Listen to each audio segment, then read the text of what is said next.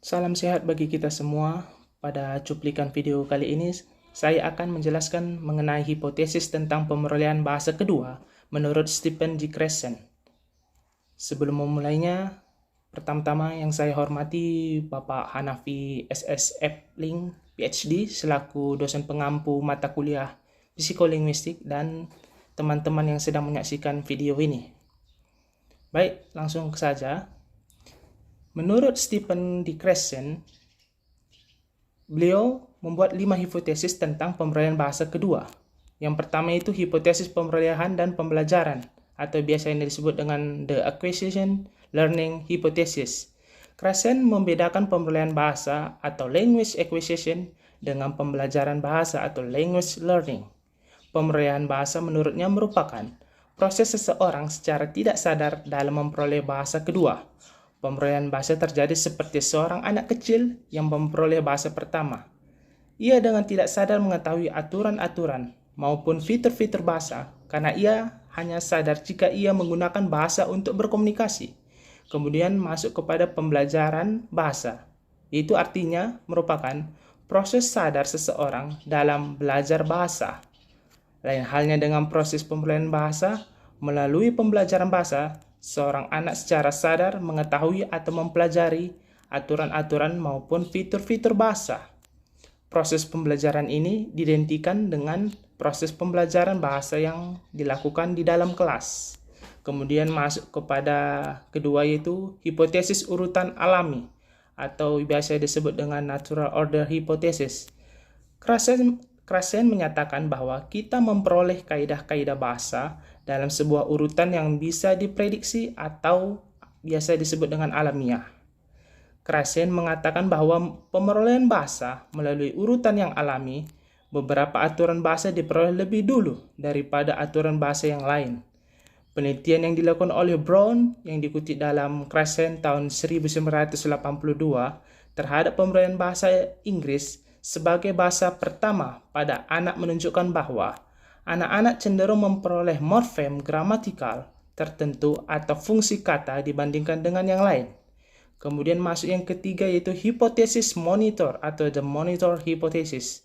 Dalam hipotesis ini, Krashen menyatakan bahwa pembelajaran atau learning dan pemerolehan bahasa atau acquisition digunakan dalam cara yang berbeda dalam performansi bahasa kedua. Dalam hipotesis ini, fungsi pembelajaran hanya untuk mengontrol atau memperbaiki suatu ujaran bahasa, sedangkan pemerolehan bahasa berfungsi sebagai inisiator ujaran yang berpengaruh pada kelancaran berkomunikasi.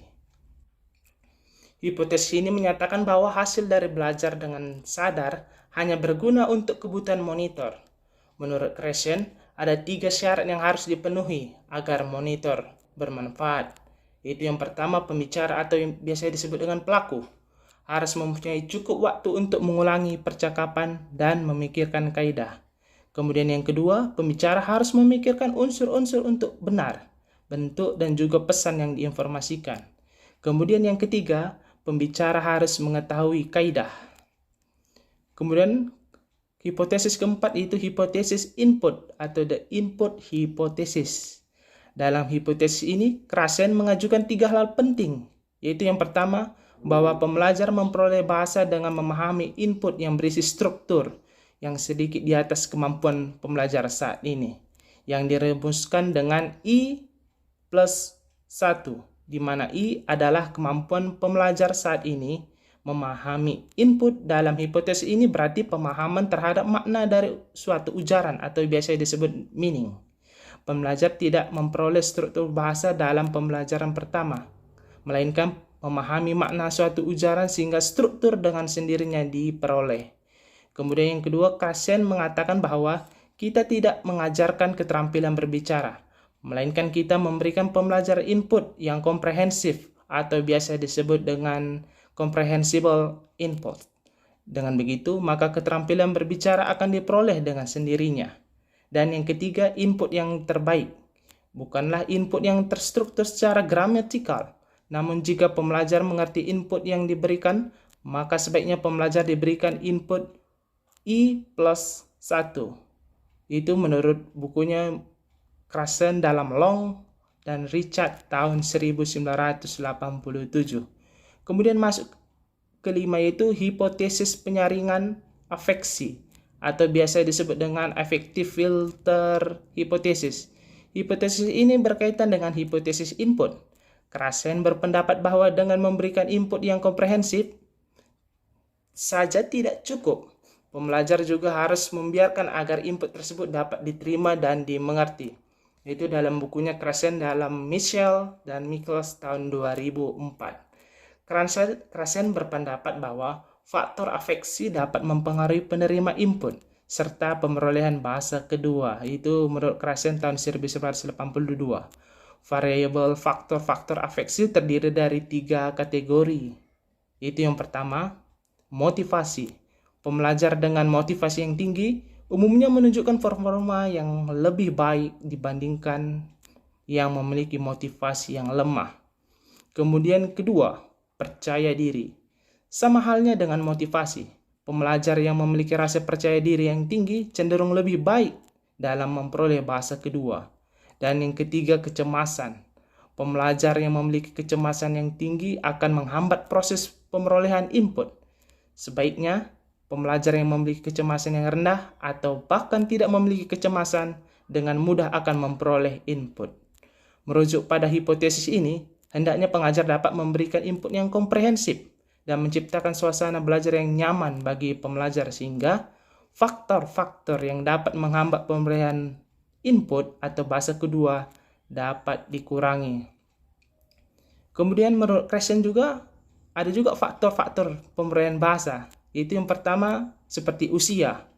Telah populer diasumsikan bahwa usia itu sendiri adalah predikator kemahiran bahasa kedua, bahwa pengakuisisi lebih baik, lebih mudah, lebih baik dalam penguasaan bahasa kedua daripada pengakuisisi yang lebih tua. Akan tetapi, dapat dikatakan bahwa usia itu sendiri bukanlah predikator tingkat atau pencapaian bahasa kedua. Dan bahwa di sini juga segala sesuatu direduksi menjadi kuantitas input yang dapat dipahami dan tingkat filter afektif.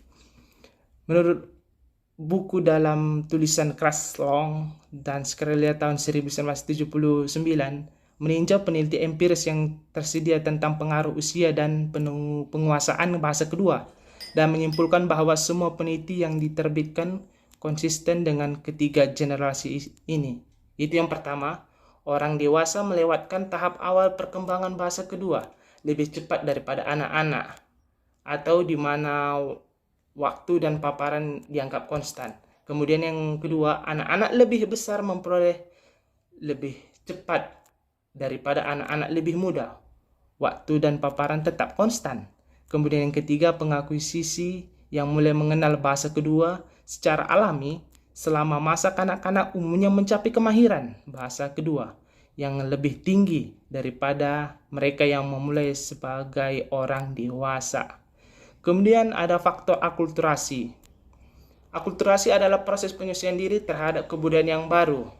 Teori ini memandang bahwa sebagai ekspresi budaya yang paling nyata dan dapat diamati, dan bahwa proses pemulihan baru akan terlihat dari cara saling memandang antara masyarakat bahasa pertama dengan masyarakat bahasa kedua.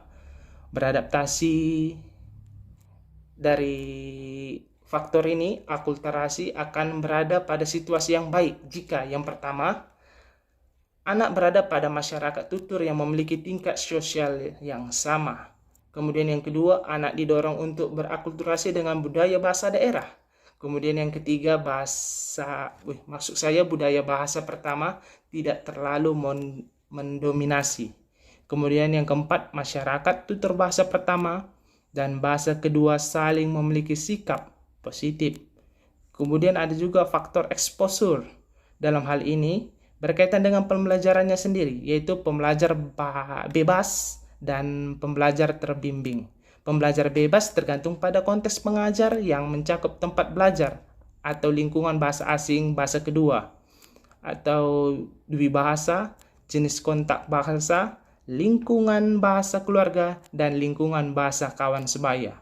Pembelajar terbimbing tergantung pada konteks pembelajar yang mencakup tipe bimbingan itu baik formal, informal, serta intensif atau tidak intensif. Lamanya bimbingan, materi bimbingan, dan sumber bimbingan. Demikian yang dapat saya sampaikan. Semoga video ini dapat memberikan dan dapat menambah ilmu kita semua. Terima kasih.